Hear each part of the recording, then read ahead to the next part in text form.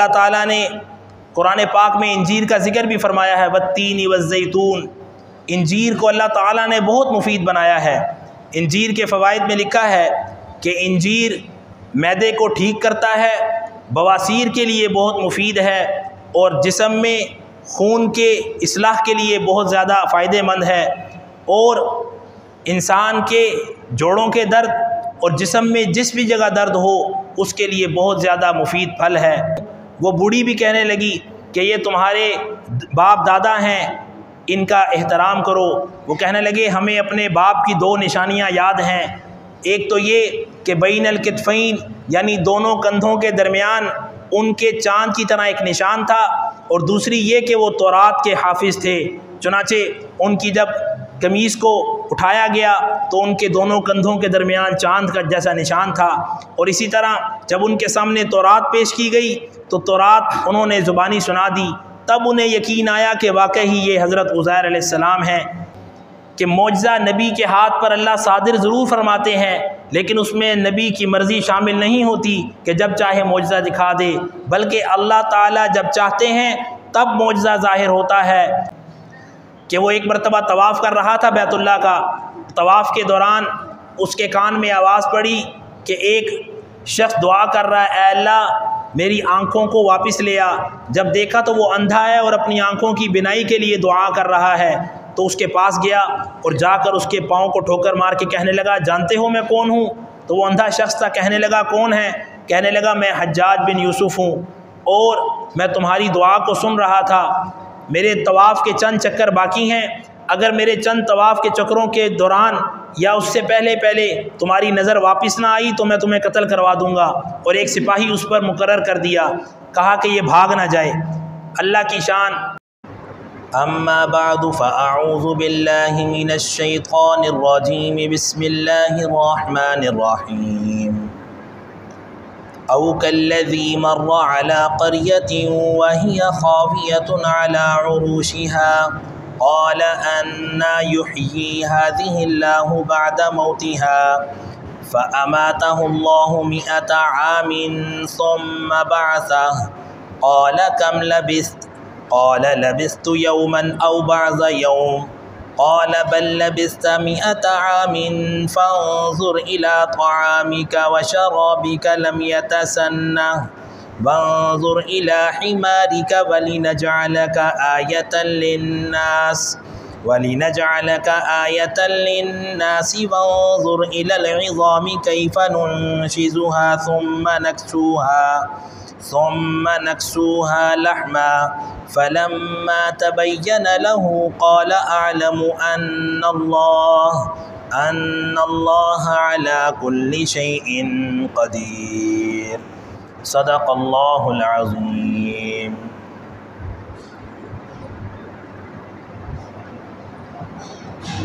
او کالذی، یا اس شخص کی مثال، مرہ جو گزرا ایک بستی کے پاس سے، وہی خاویۃ، اور وہ گر چکی تھی، علی عروشها، اپنی چھتوں کے بل، قال، کہنے لگا، انا، یہ کس طرح، یحیی، آباد کرے گا، ہذہ اللہ، اس بستی کو اللہ تعالی، بعد موتها، اس کے تباہ ہو جانے کے بعد، فاماتہ اللہ، بس اللہ تعالیٰ نے اسے موت دے دی، 100 عام، 100 سال تک، ثم بعث، پھر اسے زندہ کیا، قال، پھر اللہ تعالیٰ نے فرمایا، کم لبثت، آپ یہاں کتنا عرصہ رہے؟ قال، وہ کہنے لگا، لبثت یوما، ایک دن، او بعض یوم، یا آدھا دن۔ قال، اللہ تعالیٰ نے فرمایا، بل لبثت، بلکہ آپ یہاں ٹھہرے رہے، 100 عام، 100 سال تک، فانظر الی طعامک، پس آپ اپنے کھانے کی طرف دیکھیے، وشرابک، اور پینے کی چیزوں کی طرف دیکھیے، لم یتسنہ، وہ ذرا بھی نہیں بدلی ہیں، وانظر الی حمارک، اور دیکھیے اپنے گدھے کی طرف، وَلِنَجْعَلَكَ آیَةً لِلنَّاسِ، تاکہ ہم آپ کو بنا دیں نشانی لوگوں کے لیے۔ وانظر الی العظام، آپ دیکھیے کہ ہم اس کی ہڈیوں کو جو بکھر چکی ہیں، کیف ننشزها، کیسے ان کو آپس میں جوڑیں گے، ثم نکسوها لحما، پھر ان ہڈیوں پر گوشت چڑھا دیں گے۔ فلما تبین له، پس جب حقیقت اچھی طرح واضح ہو گئی ان کے لیے، قال، تو فرمانے لگے، اعلم، بے شک میں جانتا ہوں، ان اللہ علی کل شیء قدیر، اللہ تعالی ہر چیز پر قادر ہیں۔ گزشتہ درس میں آپ نے حضرت ابراہیم علیہ السلام اور نمرود بن کنعان کی گفتگو سنی کہ نمرود جو اس وقت کا ظالم اور جابر بادشاہ تھا، اس نے اللہ تعالیٰ کے خلیل پیغمبر حضرت ابراہیم علیہ السلام کے ساتھ مناظرہ کیا اس بات پر کہ حضرت ابراہیم علیہ السلام نے انہیں اللہ تعالیٰ کی توحید کی دعوت دی تھی، اور اسے کہا تھا کہ رب تعالیٰ کی وحدانیت کے قائل ہو جاؤ، جس پر وہ بھڑک اٹھا اور مناظرہ کرنے لگا، اور ابراہیم علیہ السلام نے اسے لاجواب کر دیا۔ آج جو آیات مبارکہ آپ نے سنی ہے، اس میں اللہ تعالیٰ ایک اور واقعہ بیان فرما رہے ہیں جو کہ بہت سے سبق اپنے اندر سموئے ہوئے ہے۔ یہ واقعہ اس طرح ہے کہ ایک شہر ہے جس کا نام ہے، ایک پہاڑ ہے جس کا نام ہے صہیون۔ یہ ہمارے اخبارات میں، یعنی پرنٹ میڈیا ہو یا الیکٹرانک میڈیا، یہ نام غلط بولا بھی جاتا ہے، لکھا بھی جاتا ہے، جبکہ یہ لفظ صہیون ہے، ہاں پہلے ہے یا بعد میں، اور لکھنے اور بولنے میں ہمارے ہاں سیہون یہ پڑھا جاتا ہے، جبکہ یہ غلط ہے۔ یہ صہیون لفظ ہے بروزن فرزون۔ یہ ایک پہاڑی ہے جو سمندر کی سطح سے 5000 فٹ بلندی پر ہے۔ اس پر ایک شہر آباد تھا جس کا نام ہے بیت المقدس۔ یہ مفعول کے صیغے کے ساتھ بھی پڑھا جا سکتا ہے اور بیت المقدس بھی پڑھا جا سکتا ہے، جیسا کہ امام نووی رحمۃ اللہ علیہ نے تہذیب الاسماء واللغات میں اس کی تصریح فرمائی ہے۔ یہ شہر بہت مشہور تھا اور مرکزی شہر بھی تھا، اور آبادی کے لحاظ سے بھی بڑا گنجان آباد تھا۔ ایک سفر کے دوران اللہ تعالیٰ کے پیغمبر حضرت عزیر علیہ السلام جب اس شہر کے پاس سے گزرے تو کیا دیکھتے ہیں کہ یہ شہر تباہ و برباد ہو چکا ہے، اور اس کی جو عمارتیں ہیں وہ اس طرح تباہ ہو چکی ہیں کہ ان کی پہلے چھتیں گری ہوئی ہیں، بعد میں ان کے اوپر دیواریں گری ہوئی ہیں۔ اور یہ تباہی اور بربادی کس نے کی تھی؟ بخت نصر ایرانی، مجوسی کافر، جو کہ اس وقت کا بادشاہ تھا۔ گزشتہ درس میں آپ نے سنا کہ جو دنیا میں 4 بڑے بادشاہ گزرے ہیں، جن کا ذکر علامہ خازن رحمۃ اللہ علیہ نے تفسیر خازن میں کیا ہے کہ 2 بادشاہ وہ کافر تھے اور 2 مسلمان جن کی بادشاہت ساری دنیا میں قائم رہی ہے۔ یہ 2 جو کافر تھے، ایک نمرود بن کنعان جس کا کل آپ نے ذکر سنا، اور ایک یہ بخت نصر ایرانی بدبخت جو مجوسی تھا اور بڑا ظالم اور جابر تھا۔ اس نے اس بستی پر حملہ کیا اور اس کو تباہ و برباد کر دیا، اس لیے کہ اس بستی میں اہل کتاب تورات کے ماننے والے رہتے تھے، اور یہ چونکہ مجوسی اور کافر تھا تو اس نے کیا ظلم کیا؟ تفسیر ابو سعود وغیرہ میں لکھا ہے کہ اس نے 40,000 علماء جو تورات کے حافظ تھے ان کو قتل کیا، اور پھر اس علاقے کو تہ و تیغ یعنی تباہ و برباد کر دیا۔ عزیر علیہ السلام چونکہ اس علاقے کے پاس سے پہلے گزر چکے تھے اور اس علاقے کو دیکھ چکے تھے کہ یہ بڑا شاندار آباد علاقہ تھا، تو انہیں بڑا تعجب ہوا جب انہوں نے اس علاقے کو اس طرح تباہ و برباد دیکھا، تو کہنے لگے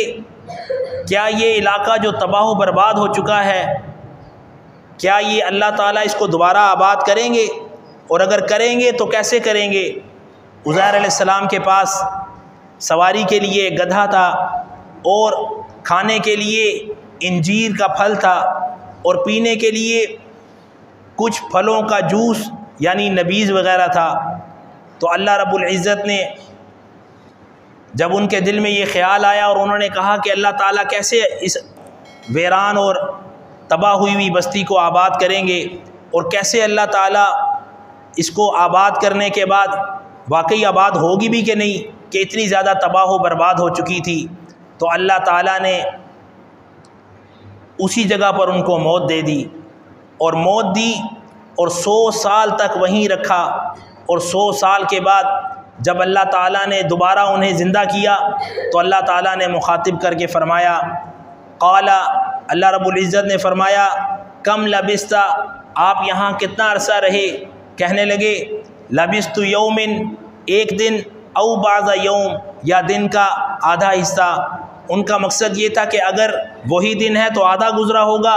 اگر اگلا دن ہے تو ایک دن گزر گیا ہوگا۔ اللہ تعالیٰ نے فرمایا بل لبست، بلکہ آپ ٹھہرے رہے ہیں، 100 عام، 100 سال تک۔ اور پھر اللہ تعالیٰ نے ان کے کھانے کی طرف انہیں متوجہ کیا، فانظر الی طعامک، آپ اپنے کھانے کی طرف دیکھیں جو کہ انجیر کا پھل تھا۔ آپ کو پتہ ہے کہ انجیر کا پھل ایسا ہے کہ جو سب پھلوں میں سب سے جلدی خراب ہونے والا ہے، اور اللہ تعالیٰ کی رحمت کہ وہ بھی خراب نہیں ہوا، اور جو ساتھ وشرابی کا پینے کے لیے جوس تھا یعنی نبیذ، وہ بھی خراب نہیں ہوا، جبکہ گدھا زیادہ دیر تک زندہ رہ سکتا ہے، اور وہ اس کی ہڈیاں بکھری ہوئی تھی اور وہ ہلاک ہوا تھا۔ تو اللہ تعالیٰ نے ان کو یہ دکھانا مقصود تھا کہ کیسے میں اس بستی کو دوبارہ آباد کروں گا۔ اور اللہ تعالیٰ نے قرآن پاک میں انجیر کا ذکر بھی فرمایا ہے، والتین والزیتون، انجیر کو اللہ تعالیٰ نے بہت مفید بنایا ہے۔ انجیر کے فوائد میں لکھا ہے کہ انجیر معدے کو ٹھیک کرتا ہے، بواسیر کے لیے بہت مفید ہے، اور جسم میں خون کے اصلاح کے لیے بہت زیادہ فائدہ مند ہے، اور انسان کے جوڑوں کے درد اور جسم میں جس بھی جگہ درد ہو اس کے لیے بہت زیادہ مفید پھل ہے۔ فرمایا اس پھل کو اکثر لوگ خشک کر کے رکھتے ہیں، اور اگر اس کا نبیذ یعنی جوس بھی بنا کے رکھا جائے پھر بھی یہ زیادہ دیر تک نہیں رہ پاتا۔ اللہ تعالیٰ کی شان دیکھیں کہ جو چیز زیادہ دیر تک نہیں رہ سکتی وہ 100 سال تک بھی بدلی نہیں، اور گدھا جو زیادہ دیر تک زندہ رہ سکتا ہے اس کو اللہ تعالیٰ نے ہلاک کر دیا، اور اس کی ہڈیاں بکھری ہوئی پڑی تھیں۔ تو جب انہوں نے یہ اللہ تعالیٰ سے تعجب کے طور پر ذکر کیا کہ کیا اس بستی کو اللہ تعالیٰ آباد کریں گے، اور اگر کریں گے بھی تو کیسے کریں گے، تو اللہ تعالیٰ نے ان کے سامنے وہ منظر پیش کیا اور فرمایا کہ یہ دیکھو تمہارا جو پھل جو تم نے ساتھ رکھا تھا انجیر وہ اسی طرح ہے، اور جو جوس ہے وہ بھی اسی طرح ہے۔ اور پھر فرمایا وانظر الی حمارک، اور اپنے گدھے کی طرف بھی دیکھو جو زیادہ دیر تک رہ سکتا ہے، لیکن ہم نے اس کو ہلاک کر دیا اور اس کی ہڈیاں بکھیر دیں۔ کیوں؟ وَلِنَجْعَلَكَ آیَةً لِلنَّاسِ، تاکہ ہم آپ کو بنا دیں لوگوں کے لیے نشانی۔ کیا مطلب؟ کہ آپ کی برکت سے لوگوں کو بھی پتہ چلے کہ کیسے اللہ تعالیٰ کسی ایسی چیز کو جو تباہ و برباد اور ہلاک ہو چکی ہو دوبارہ بنا سکتے ہیں، اور اللہ تعالیٰ کے لیے کچھ مشکل نہیں، اس لیے کہ جو ذات پہلے بنا سکتی ہے وہ دوبارہ اس کے لیے بنانا کوئی چیز مشکل نہیں۔ آپ دنیا میں دیکھتے ہیں کوئی بھی چیز تب تک مشکل ہوتی ہے جب تک اسے پہلی بار کسی نے بنایا نہ ہو، لیکن جب ایک دفعہ وہ وجود میں آ جائے تو اس کی کتنی مثالیں لوگ بنا دیتے ہیں۔ تو اللہ تعالیٰ جو سب چیزوں پر قادر ہیں اور قادر مطلق ذات ہیں کہ ہر چیز کو کر سکتے ہیں، اللہ تعالیٰ کیسے اس کو دوبارہ آباد نہیں کر سکتے؟ فرمایا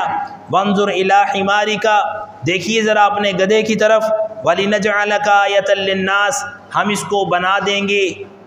آپ کو لوگوں کے لیے نشانی۔ وانظر الی العظام، کیسے؟ کہ یہ ہڈیاں جو آپ کو بکھری ہوئی نظر آ رہی ہیں ہم ان کو آپ کے سامنے جوڑیں گے، ثم نکسوها لحما، اور پھر آپ کے سامنے ان ہڈیوں کو جنہیں جوڑا ہوا ہے گوشت پہنائیں گے۔ چنانچہ اللہ تعالیٰ نے ان کے سامنے اس گدھے کی ہڈیوں کو جوڑا اور ان کے سامنے ہی ان ہڈیوں پر گوشت چڑھایا، اور وہ اللہ کے حکم سے گدھا دوبارہ زندہ ہو گیا۔ اور پھر 100 سال کے بعد جب عزیر علیہ السلام واپس اپنے علاقے میں گئے وہ علاقہ اس وقت بدل چکا تھا، 100 سال کا عرصہ بہت عرصہ ہوتا ہے۔ جب وہاں گئے تو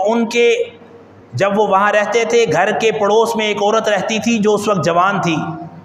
اب چونکہ 100 سال کے بعد گئے ہیں تو وہ بوڑھی ہو چکی تھی، آنکھوں کی بینائی سے محروم ہو چکی تھی، اس کے پاؤں اور ان کی ہڈیاں جڑ چکی تھیں، یعنی وہ چل پھر نہیں سکتی تھی۔ حضرت عزیر علیہ السلام جب وہاں گئے اور اس کے پاس جا کر اس سے پوچھنے لگے این بیت عزیر، عزیر کا گھر کہاں ہے؟ تو وہ کہنے لگی کون عزیر؟ کہنے لگے میں عزیر جو یہاں تمہارے پڑوس میں رہتا تھا۔ وہ کہنے لگی عزیر تو کب کہیں فوت ہو چکا ہوگا، تم عزیر کیسے ہو؟ وہ تو بڑا مستجاب الدعوات تھا، مقبول الدعا تھا کہ جو دعا کرتا تھا قبول ہوتی تھی۔ اگر تم عزیر ہو تو ایسا کرو میرے لیے دعا کر دو کہ میری بینائی اللہ تعالیٰ واپس لے آئیں اور میری جو حالت ہے چل پھر نہیں سکتی اللہ تعالیٰ اس کو ٹھیک کر دیں اور میں چلنے پھرنے لگوں۔ چنانچہ حضرت عزیر علیہ السلام نے دعا فرمائی اور اللہ تعالیٰ نے اس کو بینائی بھی عطا فرما دی اور اس کے چلنے پھرنے کے جتنے بھی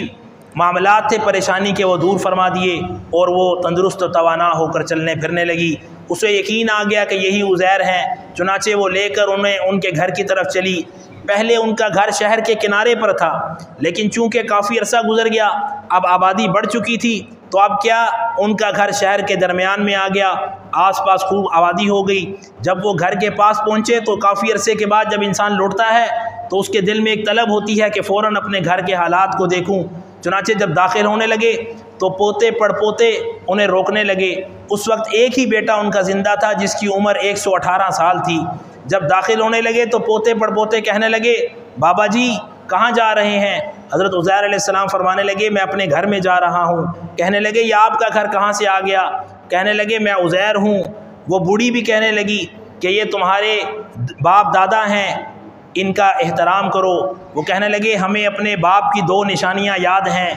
ایک تو یہ کہ بین الکتفین یعنی دونوں کندھوں کے درمیان ان کے چاند کی طرح ایک نشان تھا، اور دوسری یہ کہ وہ تورات کے حافظ تھے۔ چنانچہ ان کی جب قمیص کو اٹھایا گیا تو ان کے دونوں کندھوں کے درمیان چاند کا جیسا نشان تھا، اور اسی طرح جب ان کے سامنے تورات پیش کی گئی تو تورات انہوں نے زبانی سنا دی۔ تب انہیں یقین آیا کہ واقعی یہ حضرت عزیر علیہ السلام ہیں۔ انہی معجزات کو دیکھ کر لوگوں نے اللہ تعالیٰ کا انہیں بیٹا بنا دیا، جس کا ذکر اللہ تعالیٰ نے قرآن کریم میں فرمایا وقالت الیہود عزیر ابن اللہ، کہ یہود نے اللہ تعالیٰ کا عزیر علیہ السلام کو بیٹا بنا دیا۔ کیوں؟ کہ وہ اس بات سے ناواقف تھے کہ یہ پیغمبر ہیں، صاحب معجزات ہیں، یعنی اللہ تعالیٰ ان کے ہاتھ پر معجزات ظاہر کرتے رہتے ہیں۔ اس کا یہ مطلب نہیں کہ اللہ تعالیٰ جب ان کے ہاتھ میں معجزات ظاہر کرتے ہیں تو یہ اللہ تعالیٰ کے بیٹے بن گئے، بلکہ اللہ تعالیٰ اپنے ہر نبی کے ہاتھ پر جس کے چاہتے ہیں جب چاہتے ہیں اپنی مرضی سے معجزے کو ظاہر فرما دیتے ہیں۔ یہاں ایک بات کی اور وضاحت کر دوں کہ معجزہ نبی کے ہاتھ پر اللہ صادر ضرور فرماتے ہیں، لیکن اس میں نبی کی مرضی شامل نہیں ہوتی کہ جب چاہے معجزہ دکھا دے، بلکہ اللہ تعالیٰ جب چاہتے ہیں تب معجزہ ظاہر ہوتا ہے، اور معجزہ ظاہر ہونے کے بعد اس کا یہ مطلب نہیں کہ معاذ اللہ وہ اللہ کے درجے کے برابر ہوگے، بلکہ اللہ تعالیٰ اپنی محبت کا ایک انداز ظاہر فرماتے ہیں، جیسے اولیاء اللہ کے ہاتھ پہ کرامت ظاہر ہو جاتی ہے کہ وہ ان کا کمال نہیں ہوتا، وہ اللہ کی ان سے محبت ہوتی ہے کہ ایسا فعل ان کے ہاتھ سے صادر فرما دیتے ہیں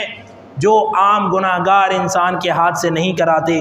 تو اگر ولی کے ہاتھ پر کوئی چیز ایسی ظاہر ہو جو خلاف توقع اور کسی بھی وجہ سے سمجھ میں آنے والی نہ ہو تو اس کا مطلب یہ نہیں کہ اللہ تعالیٰ نے انہیں کوئی ایسا کمال دے دیا ہے جو ان کے اپنے اختیار میں ہے، بلکہ یہ اللہ کا اختیار ہے کہ اللہ جب چاہتے ہیں ان کے ہاتھ پر کوئی ایسی بات ظاہر فرما دیتے ہیں۔ تو 2 باتیں واضح ہو گئیں، ایک تو یہ کہ معجزہ اللہ تعالیٰ نبی کے ہاتھ پر صادر فرماتے ہیں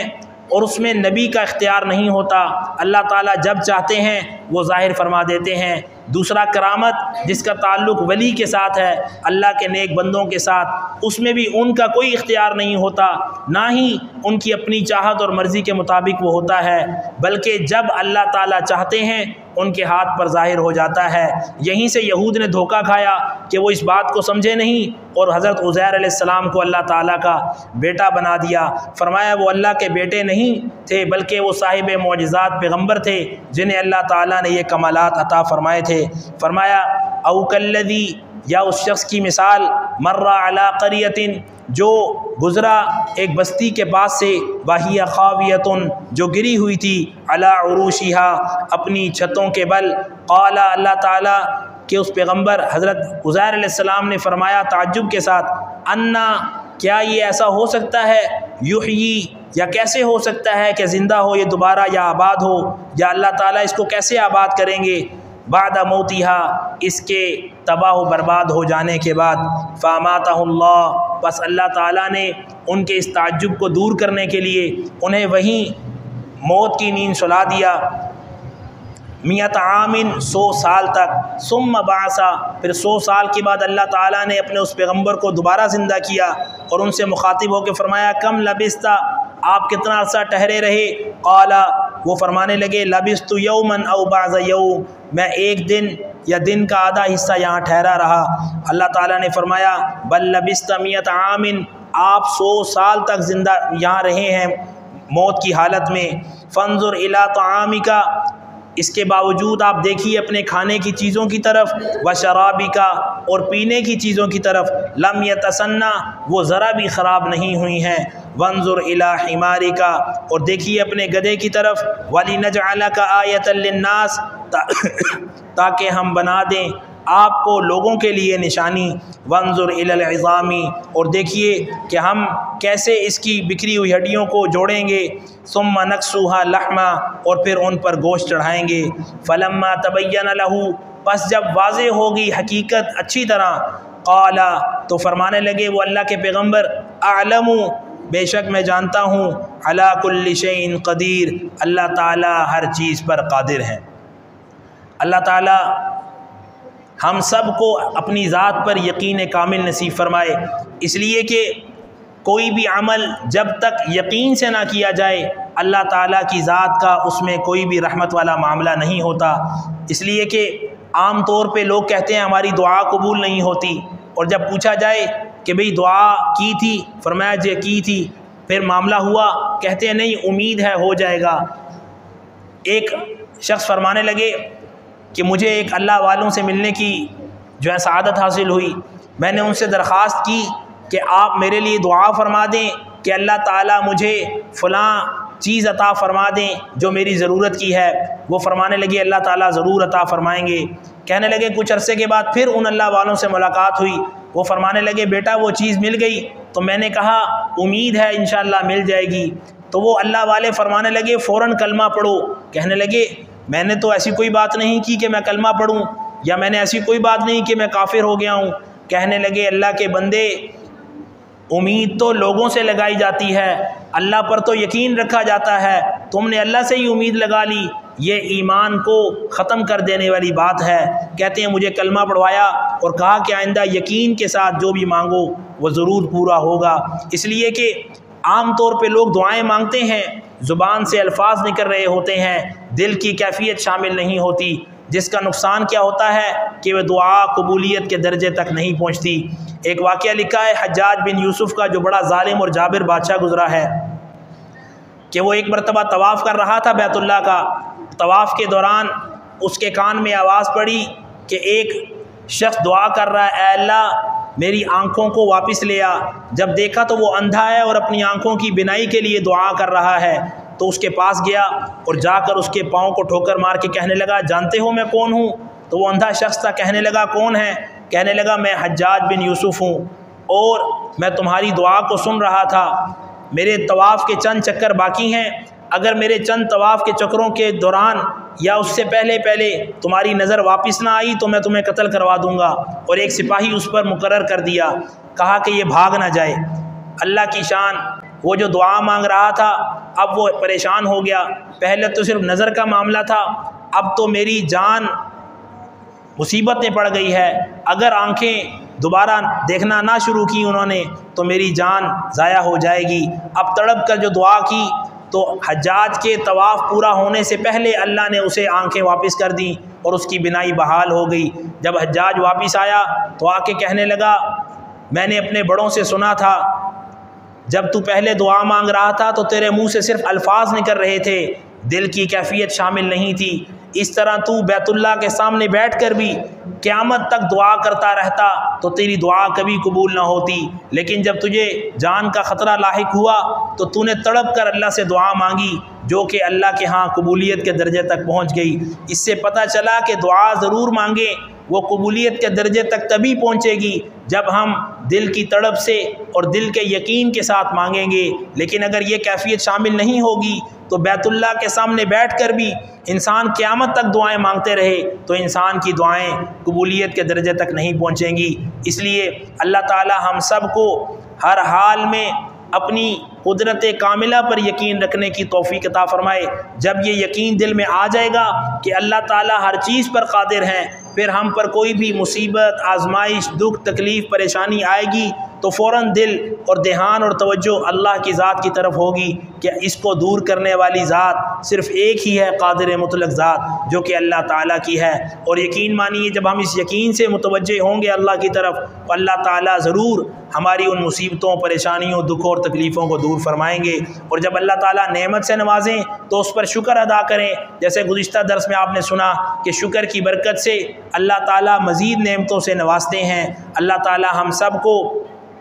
اپنی ذات پر یقین کامل نصیب فرمائے اور ہر حال میں اپنے شکر کی توفیق عطا فرمائے۔ جو کچھ پڑھا سنا گیا ہے اس پر عمل کرتے ہوئے اپنی زندگی گزارنے کی اور آخرت کو سنوارنے کی توفیق، فکر اور سعادت عطا فرمائے۔ جتنی باتیں سنیں اس قرآن کے مذاکرے میں اپنے دوست احباب کے ساتھ ضرور اس کا مذاکرہ کریں، گھروں میں ان کا مذاکرہ کریں، جو قیمتی اور مفید باتیں پتہ چلیں کہ جن کے ذریعے آپ کو بھی فائدہ ہو سکتا ہے اور آپ کے اہل و عیال، دوست احباب کو بھی، ان کو بھی ضرور ان کے ساتھ ذکر کریں۔ اس کے دو فائدے ہوں گے، ایک تو یہ کہ آپ کا علم پختہ ہوگا اور آپ کو عمل کرنا آپ کے لیے آسان ہوگا، دوسرا آپ کی برکت سے وہ لوگ جو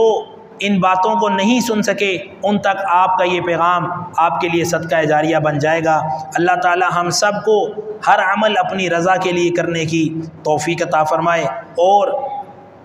ایمان پر ہمیں خاتمہ نصیب فرمائے، آمین یا رب العالمین۔ بسم اللہ الرحمن الرحیم، الحمد للہ رب العالمین والعاقبۃ للمتقین والصلاة والسلام علی محمد وآلہ واصحابہ اجمعین۔ یا رب کریم اپنی رحمت سے ہمارے گناہوں کو معاف فرما، ہر عمل میں اپنی رضا اور اخلاص عطا فرما۔ تیری دی ہوئی توفیق سے جو قرآن کریم کا مذاکرہ ہوا ہے ہم سب کو اس پر عمل کی توفیق عطا فرما۔ اپنی رحمت سے قرآن کریم کے جتنے بھی علوم ہیں ان سب سے ہمیں یا رب کریم بہرور فرما۔ اپنی رحمت سے تمام علوم کی روشنی میں زندگی گزارنے کی اور آخرت کو سنوارنے کی توفیق، فکر اور سعادت عطا فرما۔ جو کچھ پڑھا سنا گیا ہے اس کو اپنی بارگاہ میں قبول فرما، دوسروں تک پہنچانے کی توفیق عطا فرما۔ اس کی برکت سے ہم سب کی زندگیوں میں خیر و برکت عطا فرما، ہمارے گھروں میں، ہمارے اہل و عیال میں، ہمارے علاقے میں، ہمارے شہر میں، ہمارے ملک میں اور پورے عالم میں قرآن و سنت کی ہوائیں جاری و ساری فرما۔ ہم سب کو اسلام پر زندگی عطا فرما اور ایمان پر خاتمہ فرما۔ سبحان ربک رب العزت عما یصفون وسلام علی المرسلین والحمد للہ رب العالمین۔